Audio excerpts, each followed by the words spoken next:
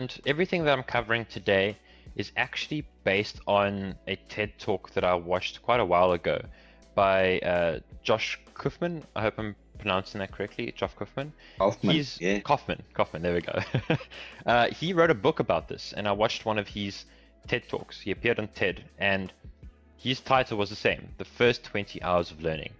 So I've taken that and mixed it with my personal experience of learning. I'm a backend developer, so I've had a lot of experience working with lots of different services, learning computer languages, learning the different platforms that you can develop on. And through my personal experience, I've had to learn lots of new services, one after the other. Sometimes less than 20 hours to actually use that new language or that new service. So the first thing I want to cover is understanding your learning topic. Now I'm going to give you a quote. Let me know if you know where this is from. So, out of student loans and treehouse homes, we would always choose the latter. Do you know where that's from? One of 21 Pilots songs. Yes.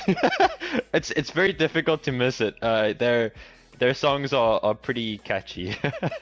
um, the kind of the moral of it is between what I want to do and between what I need to do. Often we end up picking what we want to do, and that ends up being procrastination. Often you probably realize when I say that I'm going to do something or not, or I decide to do something or not, usually I say, oh, I don't feel like it, or I'm not in the right mood for that. So often when I want to do something, well, I want to need to do something, I want to do something else more. That's the biggest barrier.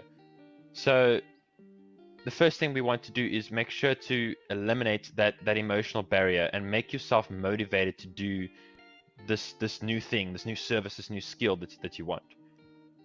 So Randall, have you had any personal experiences with this, eliminating that emotional barrier? Well, just on that topic, I've given some time management courses, and one of the things that comes out in the time management courses that I've given is that a lot of people say, you know what, I just don't have the time to do something, or I'll do it when I get some time. But we're all equal in that respect. We've got 24 hours in a day, and so it's not about having the time.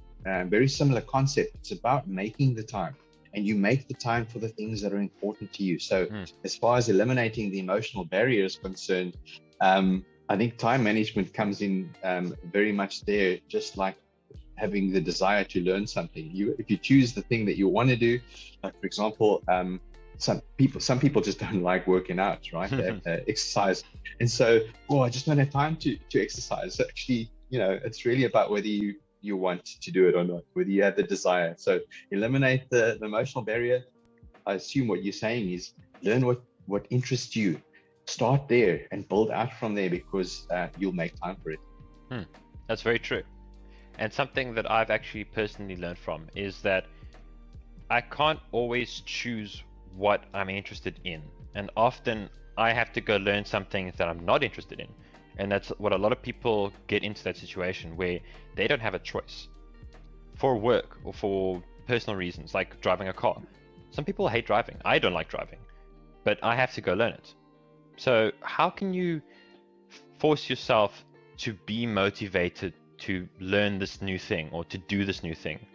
And something that I've found helps me as somebody with ADHD is to make it novel, make it exciting, or reward yourself afterward. So set goals for yourself and say that I want to reach this point. So you have now the motivation of this is the point I need to reach, which we'll cover into understanding our learning topic. We'll cover that later as well. And then make it novel, make it exciting. Maybe, for example, for me, when I need to do something I'm not excited to do, I put music on. And that kind of gives me the motivation. So I get my coffee, I get my music, and I've got my two motivators. And like, okay, now I'm going to dive into this thing that I don't really feel like doing. But I've got this emotional, what's the word I'm looking for? I've got this motivation.